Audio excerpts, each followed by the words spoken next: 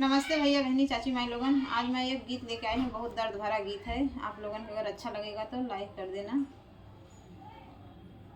भरल न भराई का भौमाई के कर जा, सुनिल भैया बहिनी हो, सुनिल भैया बहिनी हो। भरल न भराई का भौमाई के कर जा, भरल न भराई का भौमाई के कर जा, सुनिल भैया बहिनी हो, सुनिल भैया बहिनी हो। नाऊ महीनवा मैया कोखियाम लैके ढोइनी, कोखियाम लैके ढोइनी, सुनिल भैया बहिनी हो, सुनिल भैया बहिनी हो। सब उठोवथिन सिर पर के बोझवा, सब के ढोवथिन सिर पर के बोझवा, सुनिल भैया बहिनी हो, सुनिल भैया बहिनी हो।